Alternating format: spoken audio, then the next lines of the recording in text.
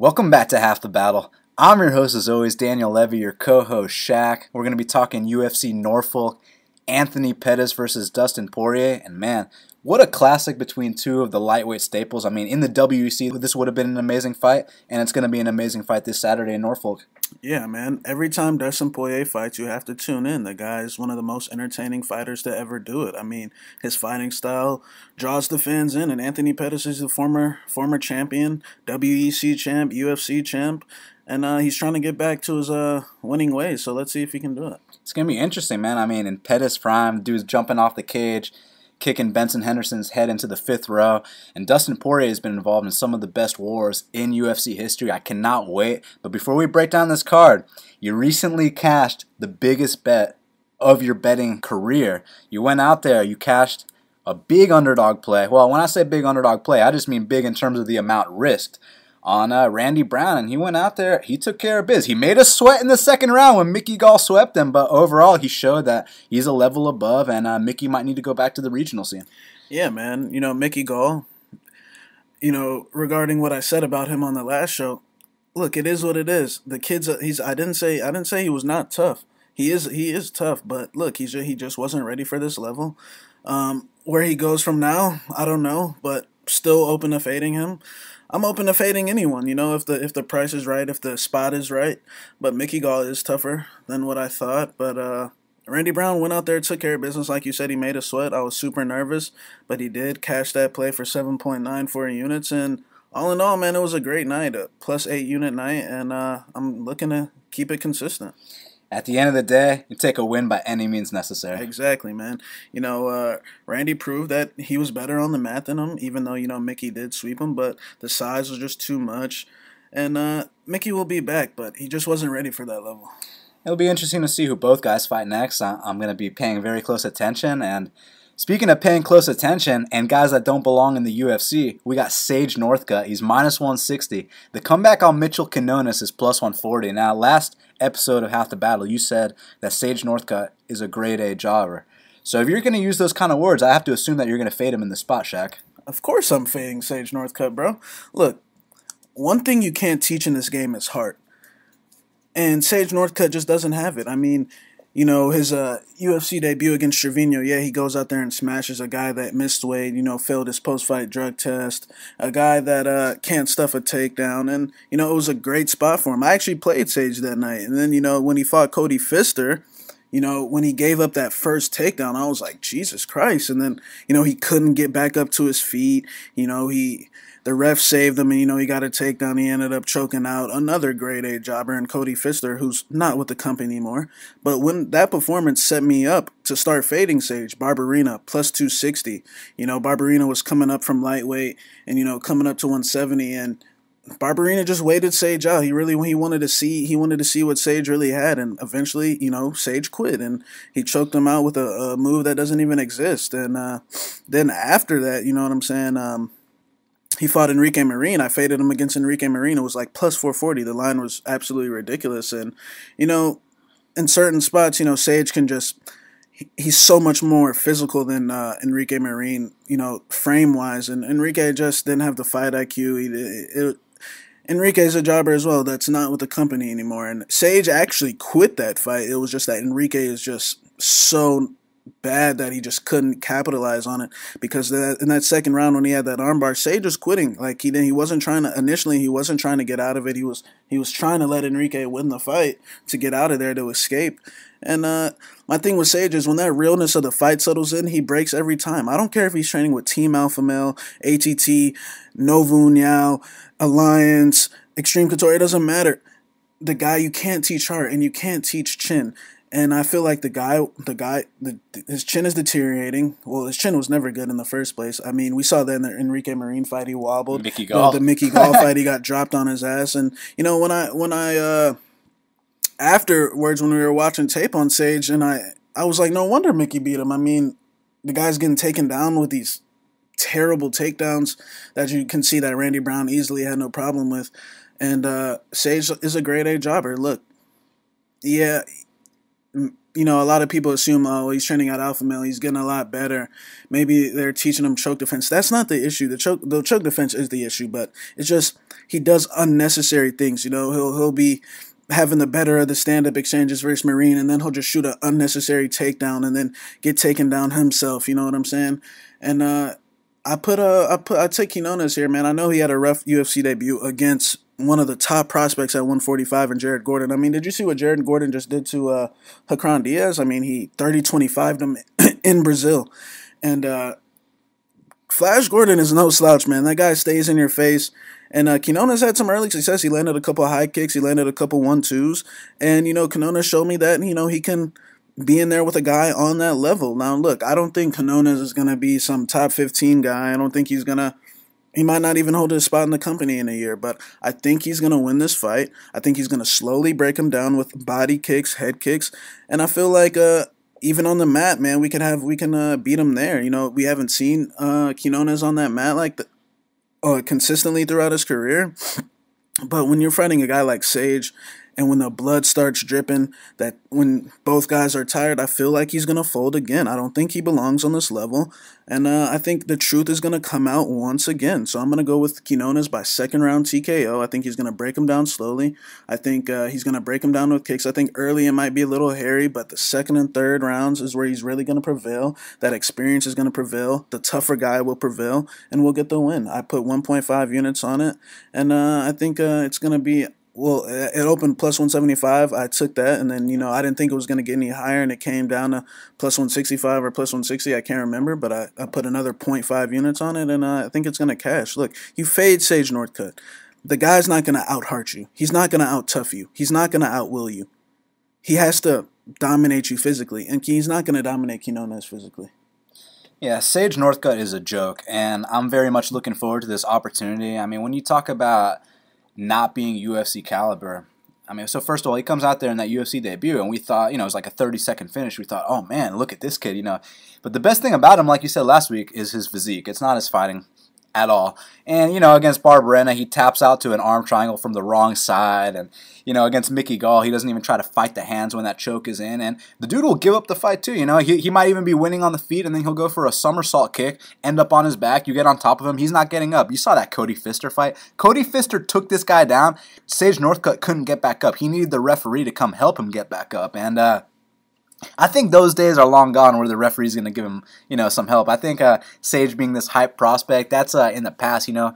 Sage ain't cheap, you know. Paying this guy $50K to show, that's not going to last very long, especially with the kind of performances he's putting on. Word on the street is they wanted to cut him after the Marine fight, but they got, you know, Mickey Gall the win there, and now one of these guys is going to go home, and it's going to be the last fight of their UFC careers because loser's going home. That's the bottom line here. And I think that loser is going to be Sage Northcutt, man. Look, Michel Quinones, if you've only seen his fight with Jared Gordon and you don't know the backstory, I understand why you're skeptical. I understand why you're questioning our reasoning here. I completely understand. But why don't I tell you guys the backstory? Michel Quinones weighed 180 pounds. He got the call on 3 weeks short notice to drop to 145 pounds against Jared Gordon. You know what I'm saying, man? You go from 180 to 145 in 3 weeks. He said after the first grappling exchange, he couldn't even feel his legs. And he didn't quit. You know what would have happened if Sage got on the mat one time with Jared Gordon? I mean, it would have been... It would be game over. He'd be tapping out the shit that's not even locked in, which he is known for, which he's done more than once. And look, in this fight, he's going to get beat at his own game. You know, people are saying shit like, oh, well, if it doesn't hit the mat, Sage has got this, as if he's some great striker. He ain't a great striker at all. Firstly, he doesn't move his head off the center line. You saw Mickey fucking Gall drop him. This dude doesn't move his head at all. I mean, some of that shit I saw in that fight was amateur level, bro. Like, he was trying to play with Mickey and it didn't work, man. I mean, the guy, like I said, is a grade A jobber. He doesn't belong on this level, and I don't think he's going to get another UFC win. The truth comes out in that octagon, and he doesn't belong here. So, like I was saying, he doesn't move his head off the center line, and he also can't take a punch. He's very chinny. He doesn't have that kind of confidence in himself, and I think that Michel Quinones, he's actually quite a decent striker, man. I mean, he's got a Taekwondo background. He's been training since he was 5 years old. I know Sage has as well, but Quinones actually has heart. Quinones wasn't forced to fight, just put it that way, you know what I'm saying? And like I said, man, when the realness of that fight settles in, Sage will fold. And once the realness of the fight settles in here and he's getting blasted with body kicks, the occasional head kick, the 1-2s, then he'll find his way out. Yeah, no doubt about it. And it's going to be interesting because he's going to get beat on the feet here. Look, if Mitchell decides to take it to the mat, I think he can take it to the mat. Look, Cody Pfister took this motherfucker down. Enrique Marin took this guy down. And Mickey Gall dropped this guy. I mean, it's a joke. And, you know, you watch that Marin fight. I challenge every single listener to Half the Battle to go back and rewatch that Marin fight. You need to be reminded what kind of caliber fighter this guy is. I mean, so, you know, a bunch of these guys in the NFC, you know, the local fights here would beat Sage Northcutt. Mark my words on that. But you watch that fight with Enrique Marin, and you see Sage Northcutt going for the takedowns, and from his own takedown attempts, he gets taken down. I'm like, the fuck is wrong with this guy, man? So he's not on this level. I think he's going to get exposed once again. And unfortunately, this is going to be the last time we get to fade him. If somehow he pulls off a win, which I highly doubt, we'll fade him the next fight as well. But in this spot specifically, I took 2 units at plus 175. Currently, it's plus 140.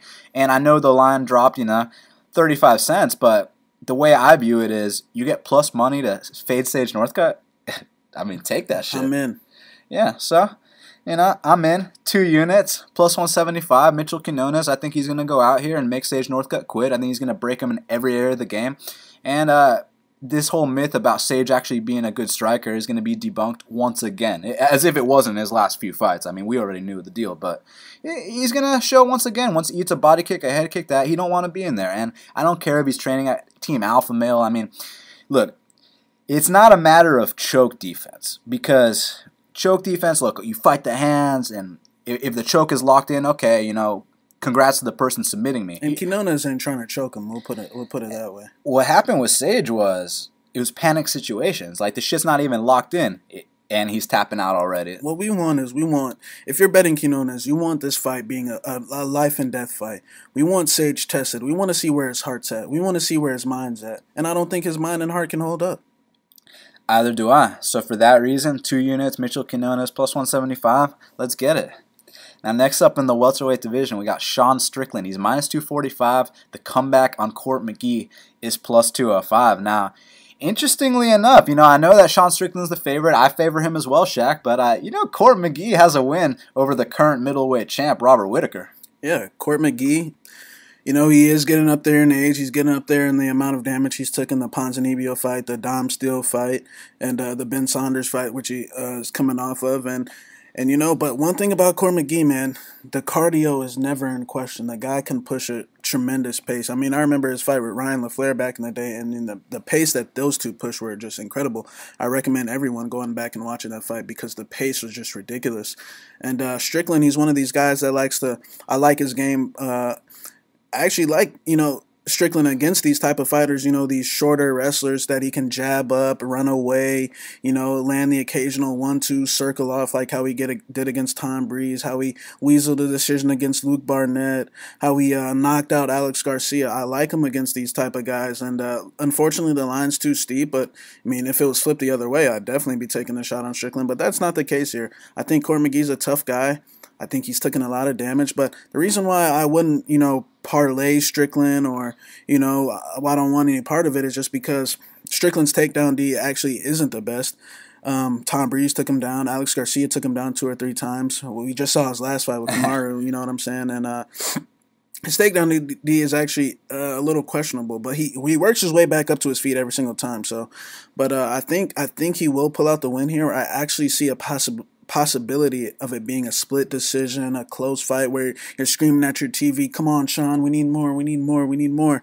And but I think he will get past this one. I think the jab's just going to be too much. I see, you know, him busting up Court's face, busting up his nose, but I wouldn't be shocked if Court came out here and just outpaced him and outworked him.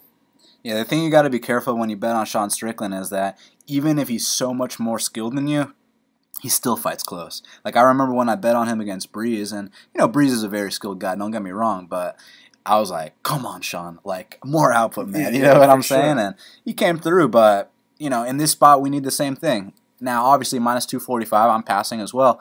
But look, Court McGee's a tough guy, man. You know, one thing that separates him from someone like Sage Northcutt is that Court McGee's got heart for days. You know, he's been through shit in his life. He's overcome, you know, a drug overdose. He changed his life around. He won the Ultimate Fighter. He beat Robert Whittaker. You know, Court McGee, he had a great run, man. But all great runs do come to an end, Shaq, and I think the Santiago Ponzinibbio was kind of the start of, you know, it's not that Court McGee would have beat that guy in his prime. That's not what I'm trying to say, but it was that the way he got blasted. I mean, that was he might have still lost to Santiago in his prime, but he might have at least lasted the 3-round distance. But here, he got blasted in the first.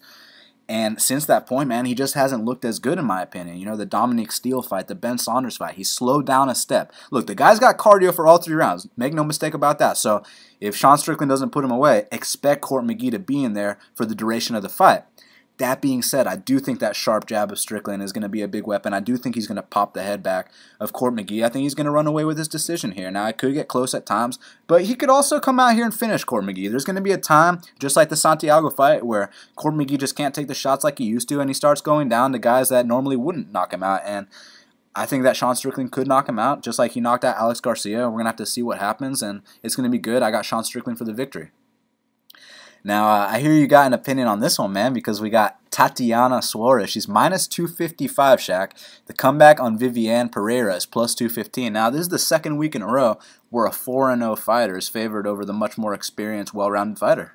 Yeah, and, you know, Tatiana Suarez has got a lot of hype, man. And, yeah, Tatiana, you know, coming off that Ultimate Fighter win, she's also coming off an ACL surgery, and she hasn't fought in about since 2 years, since the night Claudia and Joanna had that rematch. Since the night Neto BJJ knocked out Holbrook, you know what I'm saying? So it's been a long time since she's been in that cage, and you know Viviane's one of these well-rounded Brazilian girls with that traditional Brazilian game, the stalking game, good takedown defense, and I hear Tatiana's a world-class wrestler. She was actually ranked #1 in the U.S. for like a long time, and then you know she faced some adversity outside of the cage, and I think she has a good mindset. I think she's a typical wrestler, you know what I'm saying, strong-willed, but I think this is a bad matchup for her, and I did take that shot on Viviane at plus 215 because I'm getting 4-0 versus 13-0, way more experience, been way more active since her Ultimate Fighter win, and has faced more adversity inside the cage. Viviane's been in another chick's home country and won a split decision. That shows me a lot right there, when you can win a split in another girl's home country, and then she comes out there in her second UFC fight and actually puts a bludgeoning on Jamie Moyle, who I put on the same level as Tatiana. I know Tatiana is a good wrestler, but look, here's the thing with Tatiana.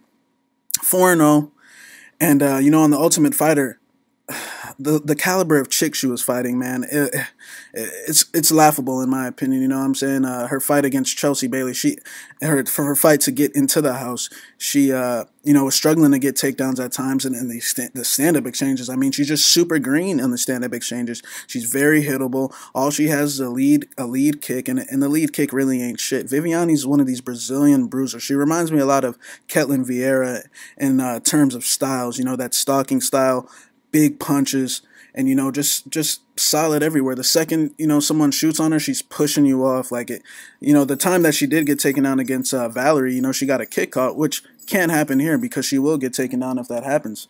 But I think Tatiana's going to have some ring rust here. I think she's going to shoot from too far out. I've seen her shoot from too far out a lot of times. And these chicks, sometimes they sprawl the initial attempt, but their games are just not developed to the point where they can keep going. And I think Viviane's game is way more developed. I don't understand the line here. We're getting 13-0 versus 4-0. And generally, I don't like betting undefeated fighters, but I'm going to take the fighter that's faced more adversity in the cage, the fighter that's been more active in the cage, the fighter with the way better striking, and the fighter that I think can stuff the takedowns and make her look bad, and that can make her pay for missing these takedown attempts. I'm interested to see Tatiana's cardio. I think, of course, she's a world championship level wrestler, so I mean the cardio should be fine. But when you're in that cage and you know punches are being exchanged and you're really having to work for these takedowns, this is going to be the first time where she really has to work for a takedown. It ain't going to be where she just grabs a single against Bobby Cooper and gets it. That's not going to happen here. She's going to really have to put it together to win this fight. I got Viviane winning a 29-28 decision on 2 cards and a 30-27, and I think she's going to get the job done here. I think she's the more experienced fighter, the stronger fighter, the way better striker, and I think we're going to bust her up on the feet, bro. Well, firstly, I'd like to say that Tatiana Suarez's story is amazing. Much respect. You know, she's overcome a lot of adversity outside the cage in her personal life, so my hat's off to her. But as far as inside the cage, we don't let any of that shit affect how we bet on fights, and she's simply too inexperienced for Viviane Pereira, in my opinion. Now, if she goes out here and grinds out Viviane Pereira, hey, hats off, much respect. You were able to utilize your wrestling against a much more experienced fighter. I don't see that happening here. You know, with Viviane Pereira, it's interesting because she's got kind of like that, like you said, that traditional Brazilian style, like Renan Barão, like Jose Aldo. And, you know, in the male divisions, that shit don't work anymore because the male fighting has evolved way past that point. But in women's MMA, they're still in the Stone Ages, bro. So, you know, that well-rounded style that she brings to the table, that's enough to beat these chicks because they're not on that level. You know, Tatiana Suarez is on the Ronda Rousey level where she's a specialist. She only has one thing going for her, just the wrestling. No striking.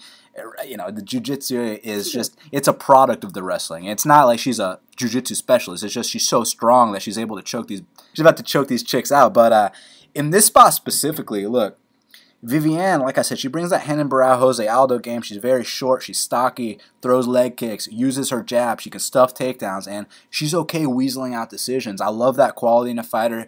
She kind of reminds me of my girl Danielle Taylor, not in the sense that she moves around a lot, but in the sense that she knows how to win that close decision.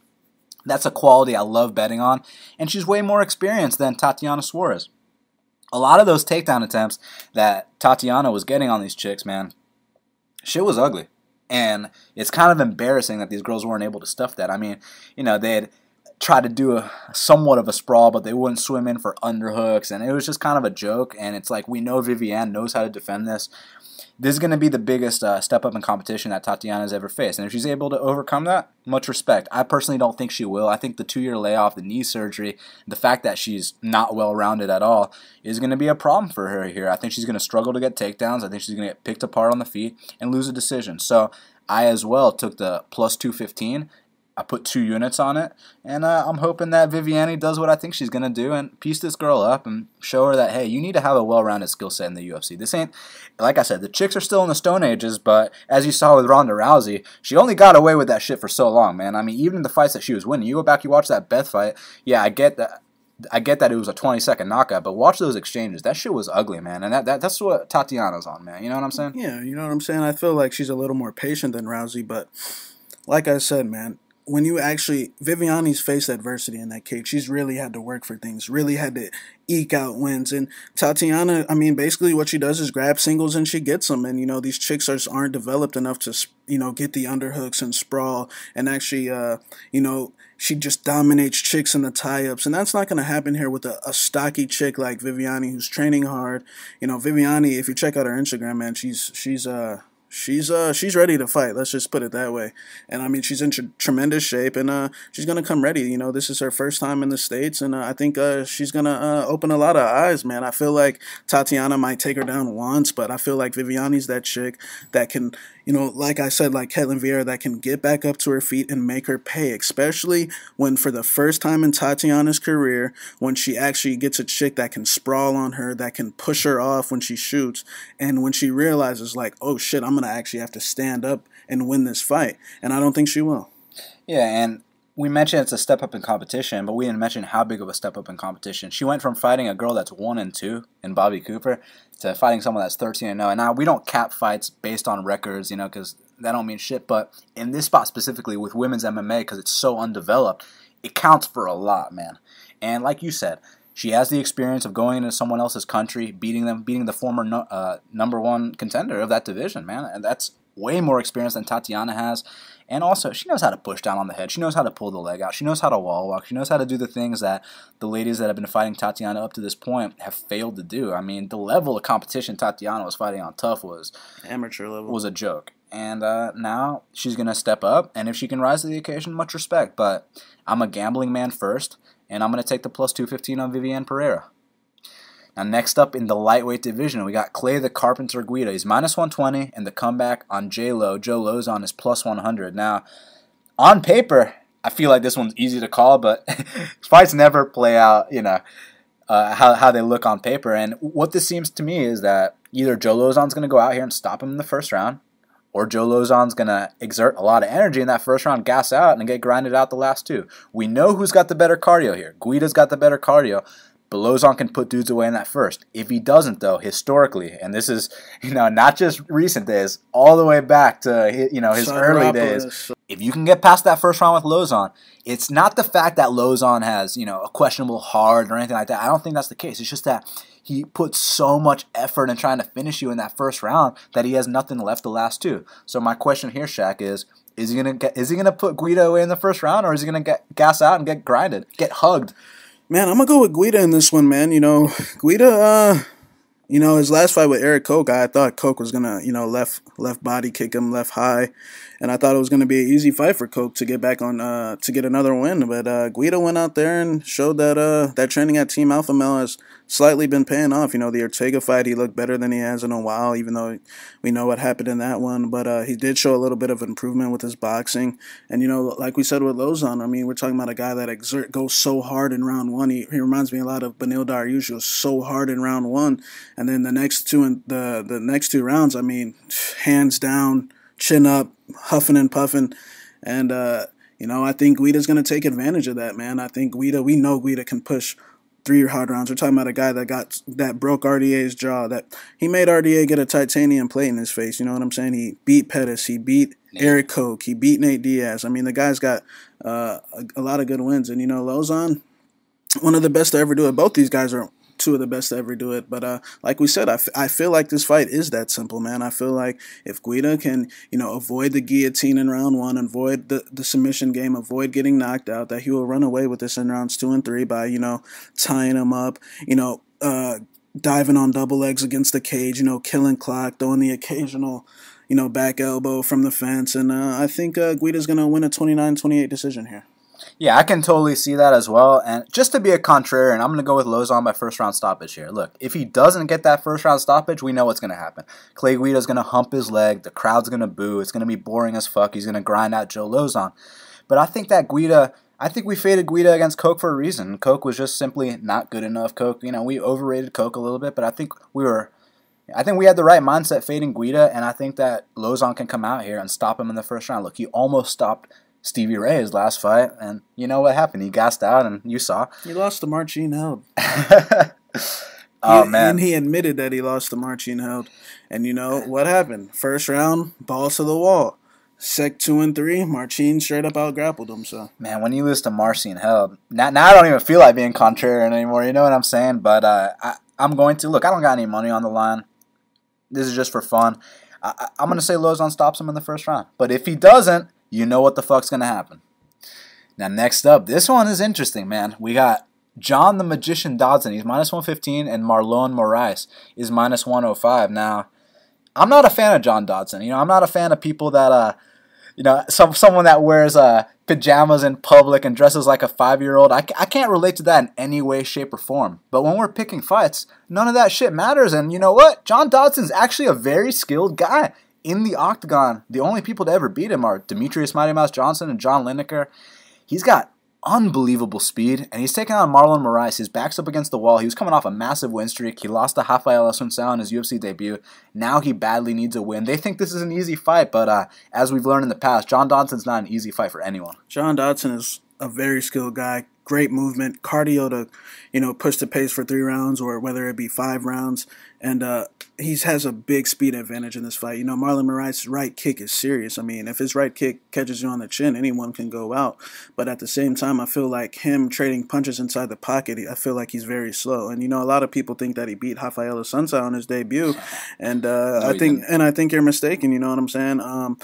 That's the way Raphael Assuncao fights, you know what I'm saying? Raphael tends to fight down to his opponent's level at times.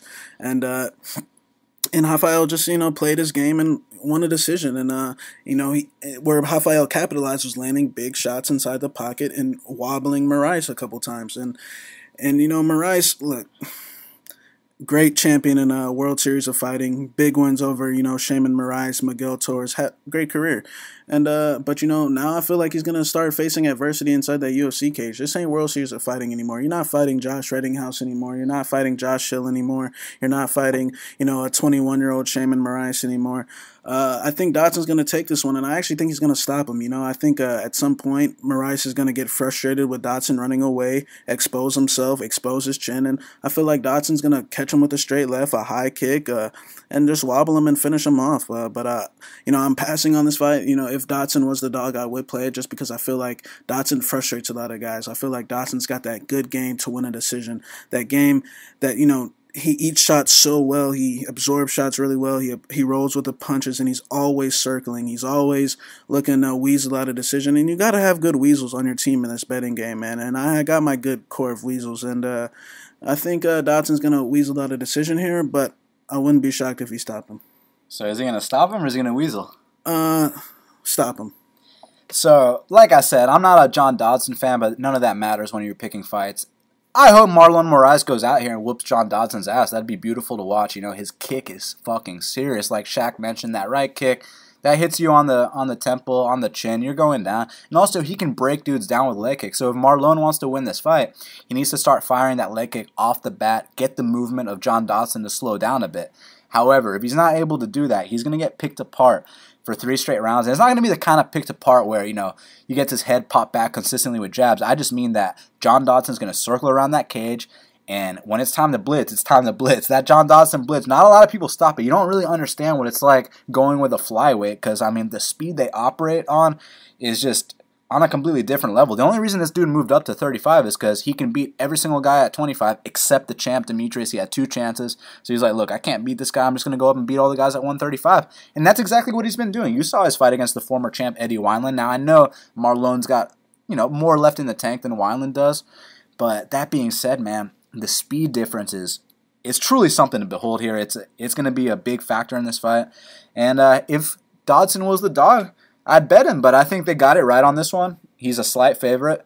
I think he comes out here and wins a decision. But look, Marlon, I'm a fan, but he is a little bit chinny, man.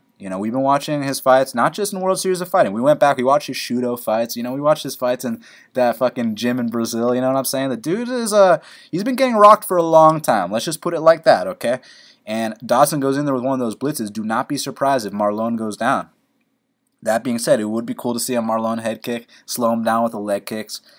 I just don't see it happening. I think the skill, the UFC high-level experience is too much. I see Dodson coming out here and winning a decision. Now, next up, also in the bantamweight division, we got Raphael Assuncao. He's minus 335, and the comeback on Matthew Lopez is plus 275. Now, before the lines came out, I was thinking they might actually disrespect Raphael, but turns out they got it right, and Raphael is the rightful favorite. Yeah, man, Raphael Assuncao. Man, this guy, he's only lost like 1 fight within the last, how many years? Like 4 or 5 years, only to TJ Dillashaw coming off a 2-year layoff. And, now I feel like Raphael, he was struggling to get back in that rhythm, with all those injuries. The guy was injured like every other day. And now I feel like he's getting back into that rhythm. And, Lopez, great wrestling. His debut with Hani didn't go his way, but I felt like he showed some good things against Hani, but he just blew himself out. And, he came back against Mitch Gagnon and just put it on him. After getting dropped in that first round, that wrestling was just too much for Gagnon. And then, that wrestling was just too much for Johnny Eduardo. But notice those 2 names I said, Mitch Gagnon, who I think is on his way out, in my opinion. That Henan Burrell fight literally took everything out of him. He tried so hard, and Henan didn't try hard, and he still finished him. And then, Johnny Eduardo, he's definitely on his way out. Props to Johnny, man. That KO of Eddie Wineland was amazing. But, I don't think Lopez is ready, man. I feel like Assuncao's game is just too solid everywhere. If Lopez is thinking he's going to come out here and just take Raphael down, he's got another thing coming. That's not happening. And, my thing with Raphael is when you get into business with Raphael, you got to know what you're getting into, man. Raphael likes to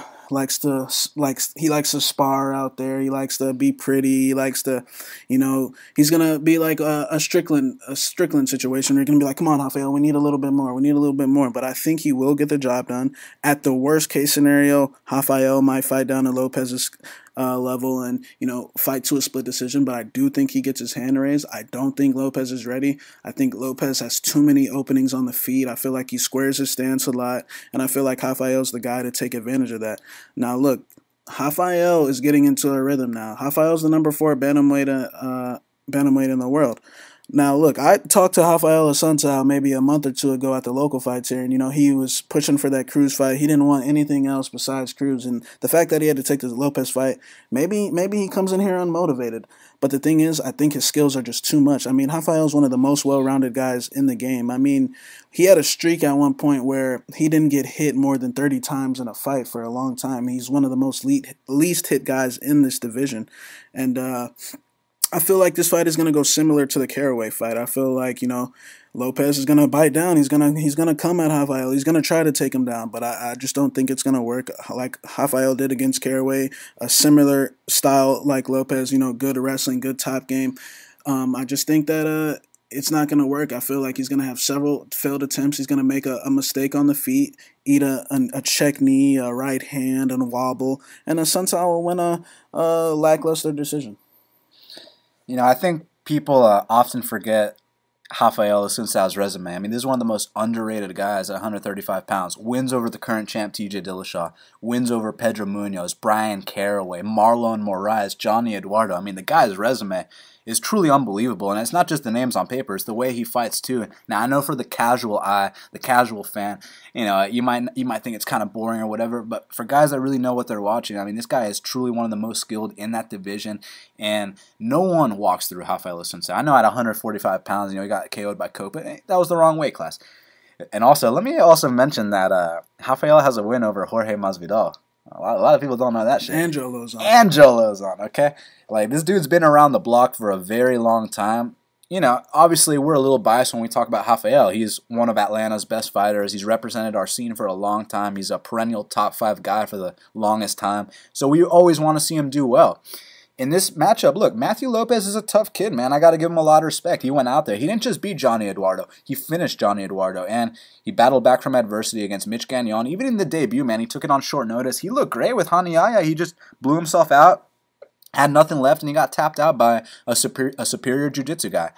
I think this fight we're going to see the best Matthew Lopez we've ever seen. I just simply don't think it'll be enough to beat Raphael Assuncao, and I think the kick counters are going to be big weapons for Raphael. I think the sprawl, look, his takedown defense is going to be on point. Obviously, he's going to counter with that big left hook, the right hand, and I think he can either bust up Matthew Lopez to a 30-27 or potentially get his first finish since Issei Tamura. Do not be surprised if Raphael Assuncao finishes this fight. I know his last few fights have all been contested on the feet, but don't forget that this guy's a world-class black belt as well. So, Matthew Lopez tries to test that wrestling. He might have another thing coming when he gets dark-stroked. So, I'm going to go with Raphael Assuncao by unanimous decision, but do not be surprised if he gets his first finish in a long time. Now, middleweight division, we got Cezar Mutante Pereira. He's minus 280 in the comeback on Nate. Not so great. Marquardt is plus 240. What are you thinking? Man, I feel bad for Nate Marquardt because he got straight. I hate saying guys get robbed, but I mean, between you and me, he beat Vitor Belfort 2 rounds to 1. And, and those Brazilian weasels, they did what they're known for. I feel bad for Jared Brooks, by the way. Shout out to Jared Brooks because, those Brazilian weasels took a win from him. And that's what happened to Nate Marquardt. Took a win and took a back mount from him as well. Yeah, exactly. And, that's what happened to Nate Marquardt in his last fight. And, Cezar Pereira turned the corner a little bit. Till this day, I still think he beat Elias Theodoro. I know it was close, but I still think he won that fight. And, this guy... You remember when he got knocked out by CB Dalloway, knocked out by Alvi, knocked out by Jorge Masvidal? I mean, this guy was the laughingstock of the division. And, now he goes back up to 185. And now it feels like he's worked around his chin issues, like my boy Alistair Overeem. Now he's having the shell game right now. He's circling off. A guy that subbed Hermanson. And I feel like he's figuring things out. I feel like Nate Marquardt, he might get discouraged a little bit easily. I know who has the advantage on the mat, but look, I can't touch this fight because look, the chin is the chin, and if you get clipped and you get flash KO'd, it happens. And Marquardt is known for flash KOs, and I'm gonna go with Cezar on this one. If anyone took that shot on Marquardt, just know what you're getting into. You know what. at the stage of Marquardt's career, what type of fighter you're getting into. I mean, the guy, I'm sure he's making 6 figs to show, you know what I'm saying? One of these days, he's just going to legit show up to get a check and, you know, look for his way out. But anyone taking that shot on Marquardt, I don't blame you at all. Plus 240 is way off, in my opinion. I think it should be plus 140, if anything. And but I do think Cezar will pull this one out. I'm gonna actually say a finish. But I'm passing on this fight. It's either dog or pass, but I'm going to go with Mutante. Look, Mutante should win this fight. He's the younger, fresher guy. He's bigger. He's more athletic. He's got the momentum. But I think a lot of people forgot that the dude's chin is not there. You know, just because he worked around it against a couple jobbers his last few fights doesn't mean that that problem has been fixed, because you know the deal with the chin. It never recovers, man. And with Marquardt, I know he's losing decisions to Sam Alvey. I know he's looking the worst he's ever looked in his career. You remember the quit job against Kelvin, which, you know, Kelvin's the better fighter, but you saw that shit, right? But look, man, the long-term battle is going to be won by Cezar Mutante, but I actually think that Marquardt can come out here and catch him. I really do. I think he can come out here and remind people that, look, Mutante isn't this contender that you guys think he is just because he won a couple fights. He still has that terrible chin. He's still the guy that got launched halfway across the octagon by Sam Alvey. And I think Marquardt can remind people with that big overhand right in this spot. And it's just, you got to be careful, because there is a speed difference. There is an athleticism difference. There is a size difference. There is a confidence difference. And all those factors do belong to Cezar Mutante. That's why I said he'd win the long-term battle.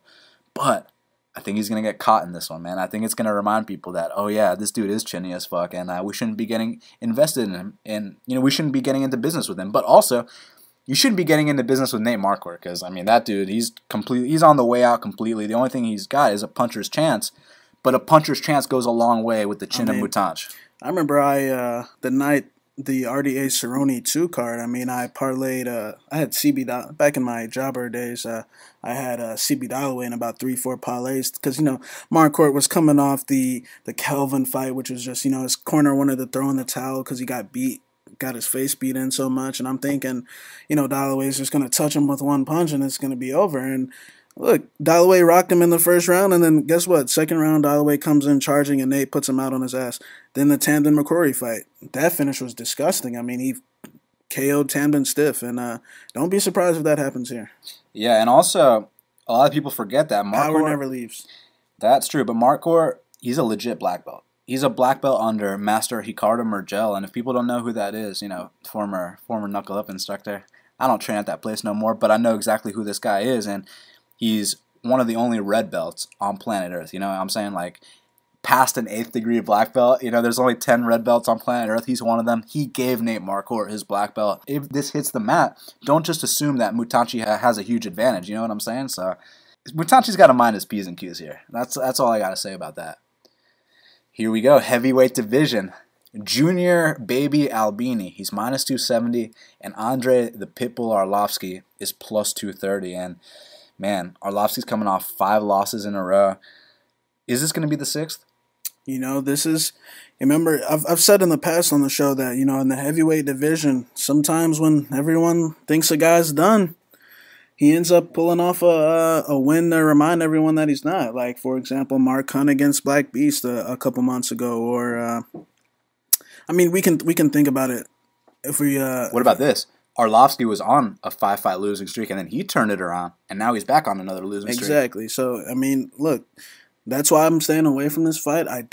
But me personally, I think Albini's the real deal. I mean, his striking is serious. You know, he trains at the same Brazilian gym that, you know, produced Darren Till. Well, not produced Darren Till, but, you know, where Darren Till was training at. And, I mean, his striking's serious. And if you watch that Tim Johnson fight, he had Tim Johnson on the ropes from the bell, from the first punch he landed. And, I mean, just his flow, man, his calmness inside the pocket.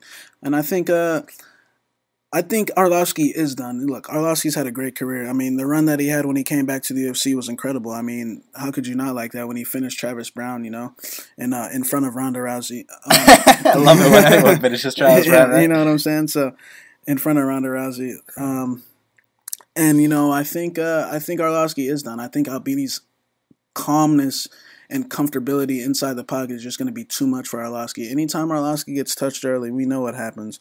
I mean, this is a guy I faded that I'm willing to in the past I've been willing to play this price against Arlovski, like when he fought Overeem or when he fought Stipe, or you know what I'm saying. I've been willing to play this price, but I'm not going to do it here just because I'm trying to chill out. I'm trying to go to the underdogs for this card. I feel like that's the right approach for this card. But I think Albini's going to put him down inside 1. Arlovski's had a great career, but I actually think Albini's the real deal. I'm with you on this one, man. Look, Junior Albini made some waves in that UFC debut. I mean, it's one thing to beat Tim Johnson. It's another thing to stop him. And it's yet another thing to stop him in the first round within the first 3 minutes. I mean, he went out there. He whooped Tim Johnson's ass. From the bell. Tim Johnson's a guy that beat Marcin Tybura. You know what I'm saying? And speaking of Marcin Tybura, I max bet him to beat Arlovski in his last fight. And Arlovski made me sweat that one. You know, Tybura gasses out after the first round. Arlovski comes back in the second. But Arlovski simply didn't have enough in the third. And he lost that fight. In this spot, though, like you mentioned, the striking of Junior Albini is legit, man. I mean, he trains at Astra Fight Team, Darren Till, Gleico França. He's got great people with him, and that body kick is serious, man. When he starts getting off on that body kick, those knees in the clinch, that left hook, he's very aware in the pocket. He moves his head. His footwork is on point, especially for a heavyweight. You don't often see heavyweights with that kind of footwork. Like you said, his economy of motion when he's out there striking. It's really beautiful, and I think that in this spot, he's going to go out here and get a big first-round knockout and get the biggest win of his career, beat the former champion, and it's going to be sad for Arlovski, but look, this is the fight game. You keep fighting long enough, this kind of shit's going to happen, you know? Yeah, like we mentioned earlier, Arlovski was on that 5-fight losing streak, or 4, whatever it was, and then he resurrected his career. Now he's back on another skid, but there's only so many times you can resurrect your career. I think it's finally over. And Junior Albini is going to win by knockout. And my hat's off to Arlovski. He had an unbelievable career. He's a pioneer. He's a legend. Thank you for all the amazing fights you gave us, Andrei. Right now is simply Junior's time. Co-main event of the evening. I'm excited about this one, Shaq. Matt the Immortal Brown. He's minus 360.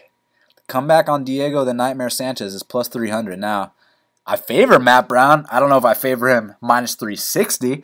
But, you know. I do like Matt Brown in this spot. What are you thinking? Line's way off. I'll just tell you that right now. Look, Matt Brown got finished by Jake Ellenberger. Now, look, I don't like MMA math, but we know the deal with Matt Brown. One of the best to ever do it. One of the technical brawler. You know what I'm saying? The guy that used to fight technical while in the midst of being in a brawl. And, you know,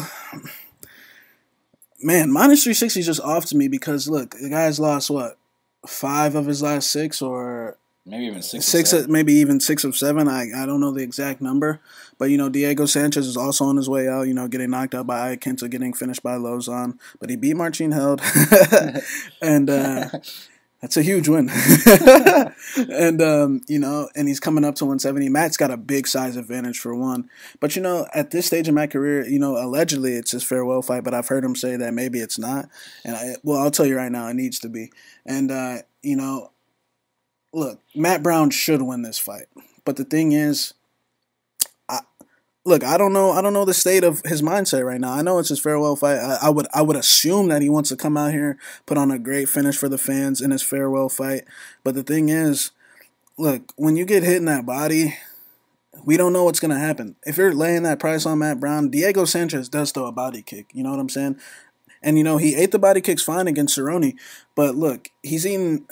History shows that long term, you hitting this guy in the body, he will take knees, he will not find his way out, but his body will shut off. And, you know, I think he does have a big size advantage. I think he should bust Diego up inside the clinch. I mean, Diego's on his way out. Look, at one point, Diego had lost, if we're being honest, had lost like 6 in a row, you know what I'm saying?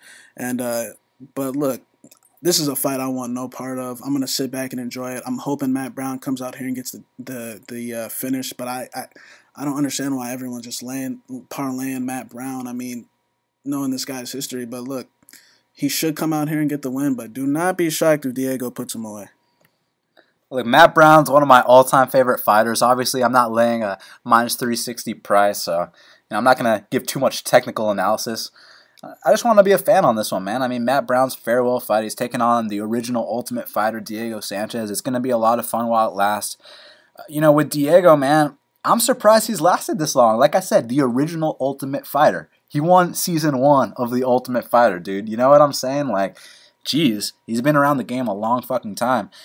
And, he's moving up a weight class again. He's been at 170 many times. You remember when he fought Martin Kampmann? That was a bullshit decision, but it was an incredible fight. You remember when he fought Paulo Thiago. So he's had success. You remember when he fought Jake Ellenberg? He's had success at 170, but now he's coming back here, and it's more of a, I don't want to say desperation or anything like that, because the dude could fight at 55 if he really wanted to, but it's more of like, he doesn't want to cut the weight anymore. He's had enough. He had a great run. Both of these guys, in my book, are UFC Hall of Famers, and much respect to both of them.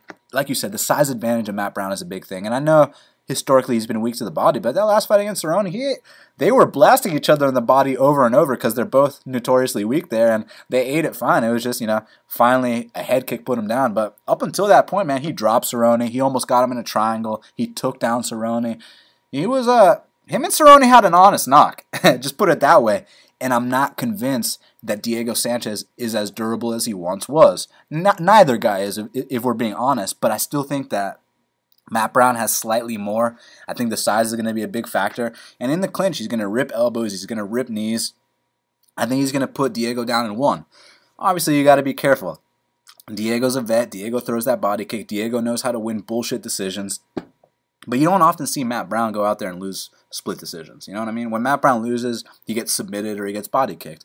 And I don't see that happening here. I see Matt Brown putting on a blitz, putting on an epic performance in his farewell fight, and stopping the legend Diego Sanchez. So Matt Brown for a victory, and I hope he walks away with his hand raised. Main event of the evening, Anthony Showtime Pettis. He's minus 125. The comeback on Dustin the Diamond Poirier is plus 105. Two legends of the sport. They're going to throw down. What do you think is going to happen?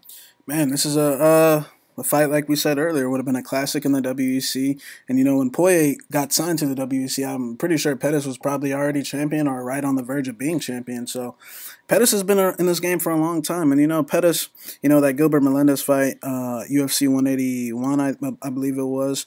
Look, the performance wasn't that great. I know I feel like Gil was just, we should have seen Gil was on his way out a long time ago. And, Pettis got the job done. But then, I predicted that he would lose to Raphael dos Anjos, and he got beat in a way that was just so demoralizing. When you get beat on the feet, you get beat in the wrestling, you get completely dominated from bell to bell. And I feel like he's never been able to really recover. That doesn't mean the guy can't strike. I mean, he's still a great striker. He's still got amazing kicks. But I feel like ever since then, after the Raphael fight, he fought Eddie Alvarez, and the same issues. He couldn't get his back off the fence. Eddie was actually boxing him up at times. It's not like Eddie got, outstruck or anything, you know what I'm saying? Yeah, Showtime landed a few kicks, but same issues, no involvement in his game. Then, he goes out there and Edson, which I also bet on Edson, and Edson, if him and Edson getting to a kicking contest 10 out of 10 times, Edson's going to win. And I feel like that was just a bad matchup for him, so I'll excuse him from that. But then, he drops to 145 against Charles Oliveira, and I mean, my God. I mean, I know the weight cut might have been the main issue here, but look, some of the exchanges on the feet, I mean, they were trading real sloppy, and Pettis had his hands down a lot, chin up in the air, but, he could always rely on that body kick, because Charles Oliveira is another guy that's weak to the body, so that could always bail him out of trouble. But look, his jiu-jitsu was on point. He choked out one of the best jiu-jitsu players in the division, but unfortunately, that jiu-jitsu player gets choked out a lot, you know what I'm saying? And, then he goes against Holloway, and I mean, gets broken down in another demoralizing way where, that finish was just disgusting. And Pettis had to take a seat, man. When guys take that seat in the cage, like how Martin Kampmann did against Condit, Martin took a seat twice, huh? And then, but you know what I'm saying? Yeah, that seat, when you take that seat, man, it's an alarming thing, But then he comes back up to 55 and fights Jim Miller. And now, look, Jim Miller's one of the best to ever do it, the most wins in lightweight history. But look, Jim Miller's on his way out. He just told his corner the other day that he doesn't have it anymore. And, I feel like that was a fight where Showtime just felt confident, that he could just style on Jim, and Jim would feel it. Jim would feel the shots, and that Jim's a little, getting up there in age, and that he could style on Jim. But now, look, my thing with Dustin Poirier is, anytime Dustin Poirier hits someone, they get rocked. They feel it. Name one guy. The guy knocked out McGregor's tooth. I know McGregor knocked him out, but he did knock out his tooth. Anytime this guy puts his fist on your face, you get rocked, you feel it, and you go circling off. And I feel like, in the past, yes, Dustin has been successful to getting Rocked. Yes, of course. Back in his days at featherweight, he used to get rocked in every single fight, just about. But look, now since he's back up at 55, look, I know he got knocked out by Michael Johnson. Michael Johnson has some of the best wins at 155, and Michael Johnson's back was against the wall that fight. And I'll tell you right now, Showtime ain't throwing big counter hooks like that inside the pocket.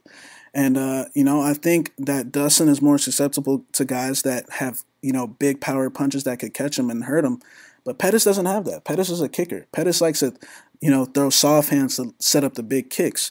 And I don't even think his kick's the same anymore. I feel like Pettis is on the decline. Look, people, are just assuming that Dustin's going to get knocked out here and, this and that he's chinny. Okay, yeah, so what, he's chinny. Everyone's chinny. You know what I'm saying? But the thing is, I think this is actually a very good fight for Dustin. I feel like the sloppy trading inside the pocket is actually going to be a good thing for Dustin because Pettis keeps his hands out like John Jones a little bit, like hands out here. And I mean, in tight. Dustin's an animal in tight, bro. The 1-2s in tight, like he did against his teammate Eric Koch, and then come back up with the right hook.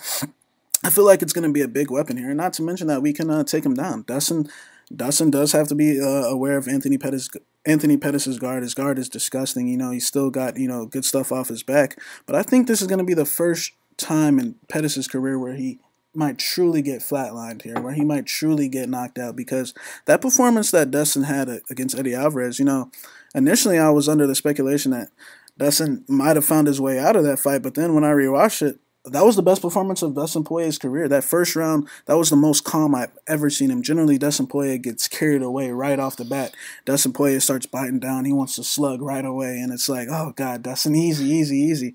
And, that fight, he actually blocked the shots. He had his guard up. He was blocking Eddie Alvarez's head kicks, rolling with the punches, and he looked amazing. He was using that body kick, and then that counter left hand he landed in that second round was just absolutely disgusting. I mean, that delayed reaction of Eddie when he tried to move and he wobbled was just beautiful. And look, the heart of Eddie Alvarez cannot be mentioned. A lot of other guys, he cannot be questioned. The heart of Eddie Alvarez is just insane. And, a lot of guys would have went down to that. I have no doubt in my mind. And, Dustin, he got carried away for a second, and he was absorbed. He wasn't rocked at all. He wasn't rocked at all. Eddie did not rock him. He was just, taking a little break. He had his shield up, and then Eddie took him down, and he worked his way back up to his feet, and then Eddie decided to knee him in the head. I feel like Eddie was in survival mode at that time. I feel like he was just in barbaric mode, and he slipped up here. I think Eddie Alvarez is a great guy. I don't want to say he purposely did it, but he kind of did. He was in the middle of it was in middle. It was just straight street fight at that time, and but I do think that was the best performance of Poirier's career. And like I said, I think Pettis is on the decline. I mean, when's the last time he's truly looked good against a legit guy? From start to finish. The Benson fight, UFC 164, and I'm not gonna say that because Pettis is a tough guy. His heart, he's got a great chin, but like I said, anybody that Poirier hits will feel it. And I feel like maybe they went into the mindset of this fight thinking that Poirier was an easy fight, that they were gonna knock him out, and everyone at lightweight thinks when they fight Dustin Poirier that they're gonna knock him out. You remember when Carlos Diego decided, hey, I'm gonna go in here and bang with Poirier because I think I'm gonna knock him out. I think he's chinny. It's like yeah, you know what I'm saying.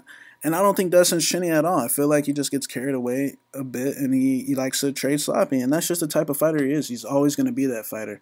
But I feel like his last fight was the best I ever seen him by far, man. I feel like that was the performance of his career, and hopefully we get past Pettis. I did put 2 units on Poirier, plus 105, 2 to win 2.1.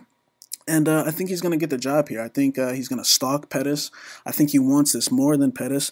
I think he's been training harder than Pettis. I'm willing to say that right now. I feel like he wants this more. And I feel like Pettis is talking in past tense, when I was champion, when I used to be champion. I'm trying to get back to when I was champion.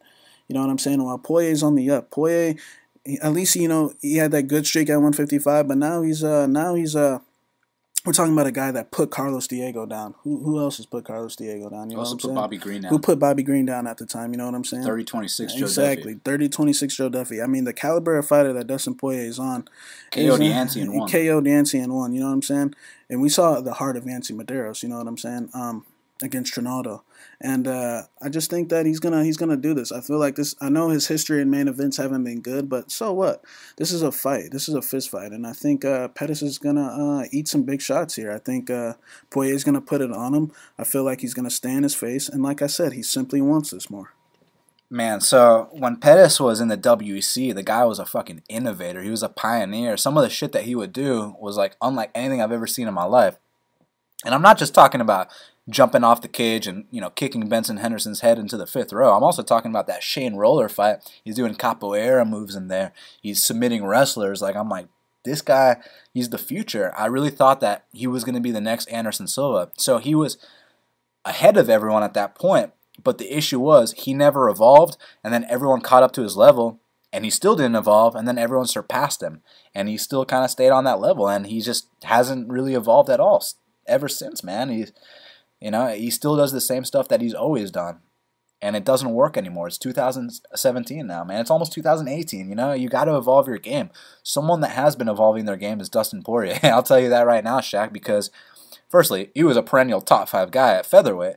But when he moved up to lightweight, the run he's on at lightweight, 6-1 at lightweight, he's looking unbelievable every fight. I know he had that setback against Michael Johnson, and you mentioned how Michael Johnson has some of the best wins at 155. Let me remind everyone, Michael Johnson has wins over the current interim champ, Tony Ferguson, wins over basically the number 1 contender, Edson Barbosa, and wins over Dustin Poirier. So Michael Johnson, even though he's a 500 fighter, he's got some of the best wins in that division. And when Michael shows up, he shows up. His back was against the wall in that fight, and basically it was a style matchup thing. His hand speed in the pocket. We know Michael Johnson has serious hand speed in the pocket. And when Poirier has really lost fights, I know I excused the Cub Swanson and the Korean Zombie fight because that was a really long time ago. But let's talk about the McGregor and the Johnson losses because those were the 2 most recent ones. It was in the pocket where he got caught by a harder hitting, faster puncher. That's what McGregor and Johnson are. That is not what Anthony Pettis is. Anthony Pettis needs his distance. He needs to be pretty out there. And look, if he can get Dustin to just stare at him and stay on the outside and AP can just throw his kicks, okay, then awesome. Good job, Anthony. But you and I both know that ain't going to happen. Dustin's going to walk him down. He's going to land big punches, which he's known for. And he's going to land hard punches, man. AP is going to feel this stuff. And AP gets hit a lot, man. Like, people think that he's this elusive guy. No, he ain't, man. He's been getting hit for a long time. It's just the dudes that have been hitting him. Gilbert Melendez, he's not known for his knockout power, and Gilbert was hitting him clean a lot. I guarantee you, when Dustin Poirier cracks that chin, do not be surprised if Anthony Pettis goes down. Now, look, we got to watch out for the head kicks, but the kick ain't the same that it used to be. Look, I know a shin to the chin will put anyone down, but the speed that the kicks come with, it's not what it used to be when he fought Benson Henderson. You watch that Benson Henderson fight, and AP's glowing out there, man. He looks like just his confidence can't be measured, man. Excuse me. His confidence can't be topped. No one can match him in that department, man. He just seemed like a superstar, like Anderson in his prime almost. But those days are long, long gone, and he hasn't looked good in a very long time. Okay, we can excuse the RDA loss because we can say, look, RDA was the better fighter even though he whooped his ass. But what about the Eddie fight, man? You'd expect that Anthony Pettis would go out here and stop Eddie Alvarez, and Eddie's a very tough guy. Don't get me wrong. I'm just saying in terms of where I perceive their skills to be at, I thought there was a big skill deficit. And it was Eddie who was out kicking Showtime, man. So I do think he's declined a lot. I think that, look, the guy's got so many things outside of the octagon. He owns his own gym. He owns his own barbershop. He owns his own sports bar. He's a former world champion in the UFC, a former world champion in the WC. He's got the #1 highlight in the history of the sport. What else does Anthony Pettis need to accomplish, He doesn't have the same hunger because he's already accomplished everything. Whereas Dustin Poirier, he wants to be the champ. He wakes up every single day and he wants to be a world champion. He wants to give his family a better life. Look, AP already gave his family a better life. His daughter is set for life. His brother is set for life. But Dustin is still working on those things. He wants to secure his family's future. And that's what he's been doing with his 2 fists, man. I think that's what he's going to do on Saturday night. I think he's going to walk down Showtime Pettis, and I think he's going to land big punches in the pocket. I think he's going to turn it into the brawl that he likes, the brawl that he excels in, and I think that he's going to knock out Anthony Showtime Pettis, and it's going to be a holy shit moment because no one's ever seen Anthony truly get knocked out. I know he got stopped by Pettis, he got stopped by Holloway, but he wasn't knocked out. It was an accumulation, and he took a knee. This, I think, is actually going to be a KO. I think he's going to be out. And it's going to be like, wow, the fight game is a real thing. No one's invincible. I just think this is Dustin's time. I think he's being counted out. I know it's a close line, but plus 105. Look, I was thinking Dustin should be the slight favorite, not Anthony. So, look, I put 2 units on Dustin. I think this is a good matchup for him. Once again, the guys that beat the guys that beat Dustin Poirier are fast punchers in the pocket. That's not what AP is. AP is a kicker. He needs his distance. He needs to be pretty out there. Pretty fighters don't usually do good against Dustin Poirier. Now, not only do I think he can outstrike him in the pocket, I think that Dustin Poirier can get takedowns at the end of rounds and seal the rounds, kind of like he did against Joe Duffy, you know? And people try to act like, you know, it was this back-and-forth war. Look, it was back-and-forth for the first 3 minutes, but after that, Poirier broke him down on the feet, and then he took him down at will, busted him up on the ground, and won the fight. And Joe Duffy is a very tough guy. I know our good friend James Vick just knocked him out in the second round, but don't think that Joe Duffy is a can because of that. Joe Duffy is a very tough guy. Joe Duffy finished McGregor in under 30 seconds, so don't forget about that. And you look at Dustin Poirier's resume. You look at the guys he's been putting away. Who puts away Yancy Medeiros? Who puts away Bobby Green? You know, and he was about to put away Eddie Alvarez, but you know, Eddie. Listen, Eddie was in the middle of war. He was concussed, and he threw 3 big knees to the head of a down opponent, and it was what it was. It was an illegal move. But, I mean, also, how about the Jim Miller fight? He beat the shit out of Jim Miller, and he beat Jim Miller so bad to where Jim Miller had absolutely nothing left his next 2 fights against AP and Trinaldo. So, don't count out Dustin Poirier here. I'm absolutely not counting him out. In fact, I'm betting on him, like I said, 2 units, plus 105. I think this is going to be the first time that Showtime Pettis gets knocked out. And I hope he comes back. He will come back. He's a resilient dude. He's a pioneer. He's a legend. Much respect to Showtime. This is simply a business move. I think the Diamond's going to get it done, man. Now we got to talk about some of these prelims. Because we got Angela Hill. She's minus 200. And Nina Ansaroff is plus 170. Yeah, you know, I feel like Hill's progressively getting better. I mean, to where her game was at one point, you know, this is a chick that in her second pro fight, she's in there with Carla Esparza, and, you know, she gets a win off the against that chick Emily Kagan, but then they feed her right back up to the wolves. She's got to go in there with Tisha Torres, who's one of a top 5 chick at 115, and then in there with the champion Rose Namajunas. I mean, the chick got fed straight to the wolves, and, you know, she goes to Invicta, starts finishing chicks. She actually beat Livia Souza, who's one of the top prospects at 115, and she, you know, straight up outstruck her, straight up point fight, beautiful point fighting, and, you know, circled off. Yeah, she did get taken down, but, I mean, bro, every time she gets taken down now, she's working her way back up to her feet. And, you know, then she comes back to the UFC and they tell her, well, you got to fight Andrade. And, you know, I'm sure she's thinking, like, Jesus Christ, like, can I catch a fucking break here? Like, I fought Tisha Torres, Rose Namajunas, Carla Esparza, and Andrade. And it's like, you know what I'm saying? So, but then, you know, she gets that fight against on a chick that's on her level against Yoder, and she completely dominates her. And people are under the assumption that Yoder took her down 3 times. First of all, there were like half takedowns. Like, Hill would immediately get back up to her feet and reverse her and get in in Yoder's guard. And then, you know, she ended up taking Yoder down at one point. And I mean, she straight up, you know, circled off on the feet, landed the occasional high kick, jab, you know, head movement, and, you know, ran circles around her and won a decision, 30-27 on all cards. And then, you know, and a lot of chicks don't know how to play that game. A lot of chicks just come in here with the style like Androv does. Let's just slug in the pocket and, you know, let's just test our toughness. And that's not what Hill's trying to do. Not too many chicks know how to use that game plan. And, you know, Androv, a lot of people are under the assumption that she's a wrestler, and she ain't no wrestler. I'll tell you that right now. She's a striker. She's a striker that likes to trade sloppy in the pocket, like against Justine Kish. You know, Kish is another chick who likes to trade sloppy in the pocket, and, you know, her and Kish had a little war, and Kish won because she out-hustled her. Kish even took her down. So, you know what I'm saying? So people are under the assumption that Androv's going to come in here and, you know, wrestle. That's not what Androv does. Androv's a striker. She's the one that gets taken down. Kish, you know, took her down with like that basic ass head and arm throw. And you know, I think Hill's going to do the same. I think Hill's going to point fight here. I think she's going to be circling on the outside, landing the more effective shots, making Androv get frustrated. You know, I'm assuming Androv's going to, after the fight, going to be like, oh, Angela Hill ran away from me. She didn't want to fight me. And yeah, exactly. You know what I'm saying? Where she's going to win the 30-27 on 2 cards and a 129-28. And, you know, I'm looking for that right spot to bet Hill. You know, if more money, if it came down a little bit, maybe I'd consider it. But I feel like Hill's actually going to be a player at 115. Not in the title picture, but I feel like she's going to beat a lot of chicks. So we can both agree Nina Ansaroff's not the most technical. She's more of a brawler, right? She's a brawler. Okay, let me ask you a question. Who's a better brawler, Jessica Andrade or Nina Ansaroff? Andrade. Exactly. And Angela Hill, even though she got 30-27, she held her own in that fight. Hey, I'll tell you right now, Hill did better than Claudia Gadelha. She did better than Calderwood. She did better than Penay. She did better than Rose will do. You know what I'm saying? I mean, she cut up Andrade bad, bro. Andrade, she dropped Andrade at one point. So I mean, this chick's, like, her game is really solid. And ever since she moved to San Diego, training with Alliance, I mean, her game's just getting progressively better. And I feel like we're going to see the next best version of Angela Hill. So Angela Hill came into my old gym one time. And, we did a little light sparring. Look, I am an 180-pound male, so it was very light. But I'll tell you something, man. She hit me with one body shot, and she hits hard, boy. You know what I'm saying, man? I was like, damn, son. And I'm telling you that as an 180-pound male, if she can hit me in the body and make me feel it, I guarantee you Nina Ansaroff is going to feel it. I think it's going to be a 30-27 decision. I think she's going to hit and run, pick her apart, go out there, get that UD. Now we got to hit up Kyle Marley for the Big Marley Minute. And joining us now on the Big Marley Minute is Big Marley himself. Big Marley, what's going on, man?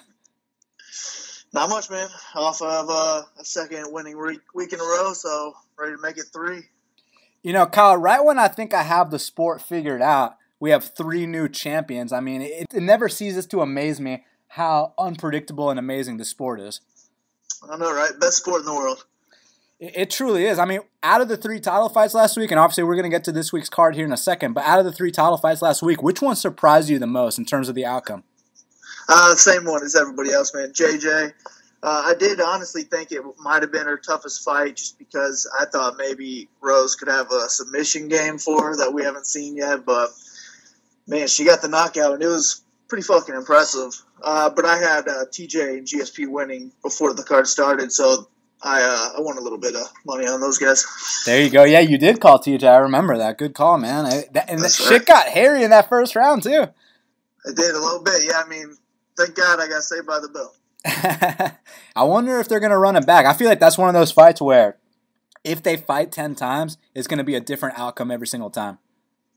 I mean, honestly, I'm going with the stylistic matchup, and I would have to take TJ every time. But still, I don't think a Cody play on DraftKings, because I had a number of Cody lineups on DraftKings. I don't think those were bad plays because, like we saw, I mean, it could have been a first-round finish with all the points because he would have had all the strikes in the first round plus the knockdown and first-round finish if it did happen. So, I mean, it was still a good play. I'm just taking that wrestling, and I like TJ stand-up, so I would have to take it every time. But, yeah, man, I wouldn't mind seeing a rematch. I mean, look, the knockout didn't surprise me. It's just how it happened. In the pocket, the one place where I thought Cody would have a definitive advantage. And TJ showed that, no one's invincible in this sport, man. That's right. So, dude, this week we got an interesting card, man. And, Cezar Pereira is taking on Nate Marquardt. And it's interesting because it's one of these situations where, look, Cezar Mutante, he's been putting it all together and he's getting a lot of takedowns. He's found a way to work around his chin, kind of like Alistair Overeem did, just except Mutante's more grappling oriented. But with Marquardt, he always has this performance once every couple of years where he comes out and he absolutely starches someone. And we know Mutante doesn't have the best chin in the world. I see the winner of this fight being a high point scorer. The question is, who's going to win this fight? I'm going with Cezar to win the fight. But I do think if Marquardt has a shot to win against anybody, I mean, Cezar would be a good one to get that knockout on.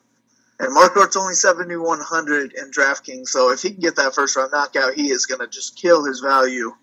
I just don't see it happening. I'm going to go with Pereira in this one. The problem is he's 9,100 on DraftKings, and him paying off value will be 91 points, and that might be tough to get. I don't know how many takedowns is he going to get, going against a submission artist as well. So this could be a low-scoring Cezar fight, so I might fade it altogether, but I would not hate a Marquardt GPP punt at all. I have to assume a lot of people are going to have Junior Albini in their lineups. I mean, look, Arlovski's coming off 5 losses in a row. Albini just knocked out Tim Johnson, which no one's done in the UFC as of now. So on paper, we're all thinking Albini is going to come out here and knock him out. Are you on board, or you playing contrarian here? I mean, I'd probably rather go contrarian just because I'm an Arlovski fan. And it wouldn't shock me if he won because we haven't seen a whole lot of Albini yet. So an Arlovski first-round knockout just wouldn't shock me. So the low points, 7,300 is all he is on DraftKings. So if he gets that first-round knockout, same as Marquardt, it's just going to add up, and you're going to be at the top of a GPP lineup. And Albini, he is 8,900, so he pretty much has to get the knockout too to pay off value. So again, I would rather just go on the pump play on this one as well. However, I don't think you can just fade Albini because he does have a good shot at the knockout. So if I'm making 10 lineups, I want some of both of these guys.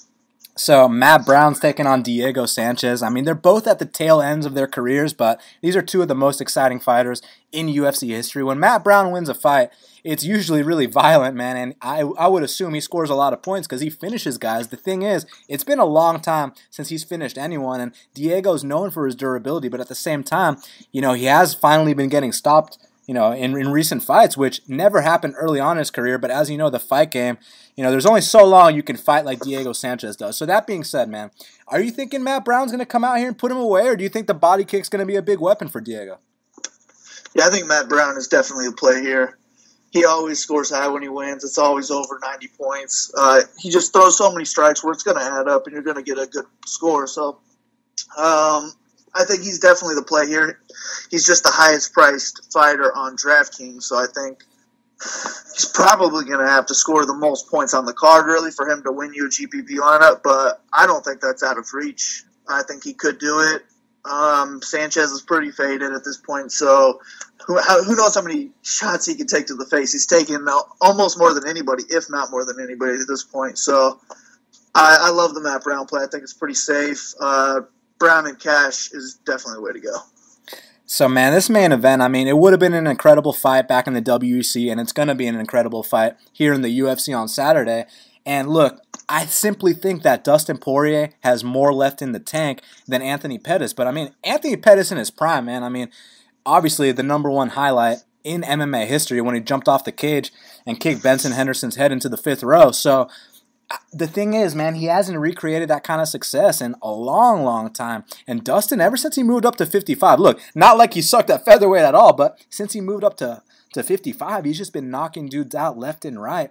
And if they exchange in the pocket, I think it could be a similar result. What are you thinking for the main event? Yep, Poirier's the pick. I got a bet on Poirier. I like him to win. I will have him in a lot of lineups. But at the same time, it's hard to fade Pettis as well. I mean, I think I'm going to have a few lineups with him because when Poirier loses, it's usually because he gets knocked out in the first round, and he could score 3 points on DraftKings when Pettis walks away with 100. So I can't completely fade him in DraftKings, but Poirier is my pick. I have money on Poirier. I think stacking in cash is pretty smart with this fight. I think they'll definitely add up to 120 or so, which is what you want. But Poirier is the pick. And, man, I got to ask you about Poirier specifically because, obviously he's been knocking dudes out at 155 pounds like I alluded to, but even in his fight with Joe Duffy where it went all 3 rounds, did he score a lot of points with those takedowns? Against Duffy, he scored 89 in a win, and everything else on his chart is over 100. So that was actually the least he's scored in a win. All the others have been over 100, which is just beautiful. He scored 132 over Medeiros, 128 on Green. That's what you want to see on a GPP lineup, and he's only 88,000 on DraftKings. So all he's really got to do is 80 points to pay off his value. So even in that Duffy fight, he would have got it done. Speaking of Duffy, how about the Texecutioner Vic? That's your boy. He did it. He killed it, man. I'm pretty sure you had to have him to win all the money last week. Man, how many points did he score? I'm not sure, actually. I don't have that in front of me, but I think it was right around 100, if not more. There we go. So, man, these prelims are really interesting because I feel like a lot of these fights are going to go the distance, but there are takedown artists here. Now, before we talk about the wrestlers, I want to talk about Sage Northcutt versus Michel Quinones because, look, man, Sage Northcutt, talk about underwhelming and, talk about tapping out to shit that's not even locked in. And I know Michel Quinones got his ass absolutely handed to him against Jared Gordon, and I know Jared Gordon set, somewhat of a DraftKings record when he fought him, but there's a backstory, and I heard that Michel Quinones was 180 pounds. He got the call on 3 weeks' notice, and he had to cut to 145 pounds, and he said he couldn't even feel his legs after the first grappling exchange. I went back, I watched his regional scene fights, and look, it's not like he's spectacular, but I think he's got enough to beat someone who I don't really consider a real fighter, and I'm picking him as an underdog pick. What do you think? I think if you're picking him as an underdog pick, he's a great play to have in your DraftKings lineup as well because he's only 7,700. And if he wins, I don't know why he wouldn't pay that off, because is it going to be a decision? I mean, is Northcutt gonna quit on him? Who knows? But I think I would just prefer to fade that fight. I just don't know exactly what's going to happen. I don't really want to take many guesses, so I'd rather fade it and look elsewhere. But at the same time, Northcutt, I do think, would be the one going for the takedowns. So I don't know. I just feel like his name alone will get too much attention, and his ownership will be too high for there to be too much value on him. So I would just rather fade this fight and hope it's a boring decision, and hopefully you win your bet. So Guida is fighting Lauzon. I mean, two legends of the lightweight division, and it's interesting because I see this fight playing out two different ways. Either Lauzon's going to come out here and stop him in the first round, or he's going to try his hardest to stop him in the first round, gas out, lose the next two rounds. We know Guida can go all day, and we know that Lauzon, it's not that he has shitty cardio, it's just that he expends so much energy trying to get you out of there in that first round that he's got nothing left in the second and third. And it's not just something that's been, happening recently. This has been happening throughout his whole career. So, I'm trying to nail it down to, is he going to stop Guida, or is Guida going to grind him in the last two? What do you think? It's another one, man. I'd rather just fade this fight completely, because I have no idea what's going to happen in this one. I mean, we've seen these guys so much over the years, so you would think we would have a really good edge on this one. But I got nothing, man. This is just such a close matchup, I think. But if I had to make a pick, I'm going with Lauzon, just because he does have 100-point potential. Guida never scores 100 points, so I would rather just go with the higher ceiling and go with Lauzon. But if you're making one lineup, I think you have to fade this fight. Now, I got to ask you if you're fading this fight between Dodson and Marlon Moraes, because, look, I think Dodson's got a serious speed advantage, but the issue is when he wins these fights, man, he usually runs around the ring, runs around the cage, he does nothing, and then he does one little blitz, and he scores points like that, and I mean and then he wins the round because you can't land on him. He's so fast. I have to assume he's not a big point scorer, right? Yeah, correct. He's not the worst point scorer, but lately he hasn't been the best, that's for sure. His last win was over Wineland, and he only scored 54 points, and that's just not good. You don't want that on your team. But his win before that was over Gamberry, and that's 108 points. So, I mean, he can score. He does have a ceiling. So I don't think I'm going to fade this fight. I don't know exactly which way I'm going to go. I am leaning towards Dodson as the winner. But I don't hate Moraes either, so I think I would rather have a little bit of each rather than fade this fight, and I also think it will be a low-owned fight, so if they do score high, I think that'll benefit me having a little bit of both. So this fight between Tatiana Suarez and Viviane Pereira, it's interesting because from a betting perspective, I actually like the dog, man. I'll tell you why. I feel like she's more well-rounded, and she's a lot more experienced also. And if she can keep the fight standing, I think she'll pick her apart. That being said, I don't think she's going to score a lot of points. I think if anyone's going to score a lot of points in this fight, it's going to be Tatiana because, she is a bit of a, I don't want to say a takedown machine, but look, she's a wrestler. And the thing is, man, her last fight, she fought a 1-2 opponent, and now she's taking on a 13-0 opponent. It's a big step up in competition, but if she wins this fight, you know exactly how it's going to go down. She's going to be getting takedowns, maybe even a submission. Yeah, I think Tatiana is the DraftKings play. I think she's the only DraftKings play, honestly. As you said, I think if you're going to try and make any money on Pereira, just bet it, because she's 7,000 on DraftKings. So if she wins, she's got to get more than 70 points. And if she's on her back at all, it's going to be really hard to get 70 points. So I'm fading her completely. I guarantee I won't have a single lineup with her. But I am interested in Tatiana just for those takedowns. If she's going to win, that's how it's going to be. It's going to be takedown city.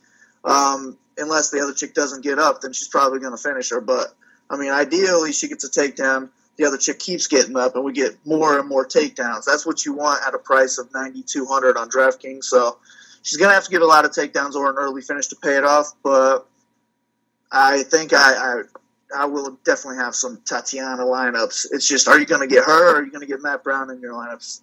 I think you're going to have to come down to that decision. Personally, I like Matt Brown, but, that's just me. You know what I'm saying? I think he's... Yeah, I don't hate it either. Yeah, exactly. But, dude, listen... Because Raphael Assuncao is fighting Matthew Lopez, and the issue with Assuncao is He's so damn skilled. I mean, he's got a win over the current champion, TJ Dillashaw. He beat Pedro Munoz. He's beaten all these guys, Brian Caraway, Marlon Moraes. But he always fights to the level of his competition. And he's known for going to close split decisions. I have to assume he's not a high point scorer. And with Lopez, I mean, the kid's a bit of a finisher, but this is such a big step up in competition. Are we fading this fight? No, I don't think I'm fading it. I do think you fade Assuncao because he's right there in the middle of Brown and Tatiana, so you're going to go with Brown or Tatiana, so you're not going to get Assuncao, especially with the points he's scoring. So I think if there is a play in this, it's Lopez, but he's 6,900 on DraftKings. So if he's going to win, there's a good chance he pays it off. I think he's a decent punt, if not one of the better punts on the card. So he would be my preferred play, but a fade on Assuncao. So, man, before I let you go, are you digging anything between Sean Strickland and Court McGee or Angela Hill and Nina Ansaroff, or are you passing all together? Because from the sounds of it, both those fights are going to decision. Yeah, I don't know about the girl fight. I would rather, I guess, save the money, go with Ansaroff. She's training with a champion every day, so I'd rather just go with her. But I am interested in that McGee-Strickland fight. I'm just not sure which way I'm going on it yet. I'll probably have a little bit of both in my lineups, but I think Strickland's definitely my pick. The problem is he's 87 on DraftKings, while McGee is 7,500. So I don't know. I would rather just play a little bit of both and hope for a really good fight in that one. And whoever wins, hopefully they'll pay off the value. I feel like on paper, this is a tough one to make. This is a tough card to make a lineup on. It really is, man. Yeah, I think this will be a lot less of a lineup card for me. I'm thinking maybe even 3 lineups for me this week. So I'm really going to have to narrow it down to who I like the most if I do only 3 lineups. And the problem is the MMA, the hook that they have, the $8 contest, it's only $10K to first this week. If it was $20K, I'd probably have a lot more lineups. But I think I'm just going to try and narrow it down to who I really like and maybe do no more than 2 of one person in my 3 lineups. So maybe I'll have Poirier in 2 lineups, Pettis in the other one, and just try to come in first. Yeah, it's only 10K, no big deal, right? All right, yeah, it's just couch change, right? Yeah, my man. Well, Kyle, man, thanks for the time as always. Everybody follow this man at Big Marley 3. And, dude, enjoy this fight because, I mean, it's not often that you get guys like Poirier and Pettis in the octagon together. It's going to be a classic, and I can't wait, man. That's right. Go place your bets on Poirier. You're going to get it. Yes, sir. I cannot wait. Kyle, thanks again for the time, and we'll speak next week, man. All right, buddy. Take care. And once again, that's why Kyle Marley is the DraftKings guy for half the battle. I mean, yeah, Kyle Marley is one of the best in this game, and I always take his opinion into account. Yes, sir. Well, we got to talk about the fight to watch and the fighter to watch. So, Shaq, what is the fight to watch for UFC Norfolk? The fight to watch is the main event. I mean, Dustin Poirier. That's all you have to say. Name one boring Dustin Poirier fight. I can't. You can't. I mean, the guy is involved in straight up life and death wars. I can name a boring Pettis fight. The Guida fight. Exactly. So, Dustin Poirier, you never have to question the heart. You never have to question the desire. You never have to question if you're going to get a boring, lackluster fight. That ain't going to happen for the, the casual fans. And I think this is the fight to watch. I mean, if he can get this win against the former champion and, especially if he can get a finish. I mean, let's not forget what he just did to Eddie Alvarez. He can be in line for one more win and possibly a title shot. Look, man, sorry to be boring, but I have to completely agree with you. I mean, anytime Dustin Poirier is fighting, let alone fighting Anthony Showtime Pettis, I mean, obviously that's the fight to watch. 2 legends of the sport, 2 legends of the lightweight division. It's going to be absolutely incredible. WEC never die. Cannot wait for this one. Who's the fighter to watch? Man, my fighter to watch is going to be Michel Quinones, man. He had a rough debut against Jared Flash Gordon, but I'm interested to see how he takes care of this kid, Sage Northcutt, who, like I said, I don't think he belongs here. I don't think he's on this level. I don't think he has what it takes mentally to compete on this level, and I feel like the kid breaks, and I'm interested to see how Quinones comes in here and breaks him down slowly. And, if Quinones can get this win, hey, he's the guy that beat Sage Northcutt. Exactly. You beat a hyped guy like that who gets $50K to show. People are going to take note, even though Sage is a grade A jobber, like you mentioned last week. And absolutely, he's one of the fighters to watch. For me, even though he's a big favorite, I'm going to go with Junior Albini. Look, the heavyweight division is in need of new blood, need of new talent. And I think a guy like Junior Albini, he's still in his 20s. Correct me if I'm wrong. I believe he's still in his 20s. And the guy's training at Astra Fight Team. He's got guys like Darren Till and Glaico França with him. And, man, his footwork for a heavyweight, his body kicks, I think he truly brings something unique to the table in terms of the striking game. And I'm curious to see that on full display here in this showcase fight against Andrei Arlovski. So he's my fighter to watch. Well, Shaq, we did it. It's going down this Saturday, UFC Norfolk. Anthony Showtime Pettis versus Dustin Poirier. Matt the Immortal Brown versus Diego Sanchez. One of the best main events in recent memory. It would have been an incredible main event 8 years ago in the WC. It's going to be an incredible event this Saturday in the UFC. I cannot wait. And they can follow you at MMA Genius 05. Anything else you want to tell them? No, man.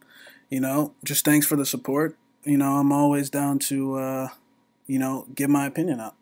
Yes, sir. I am as well. Follow me at Best Fight Picks. Go to bestfightpicks.com for the plays. Subscribe to Half the Battle on iTunes, SoundCloud, YouTube, and Stitcher. If you guys enjoy the show, make sure you hook up those 5-star reviews on iTunes.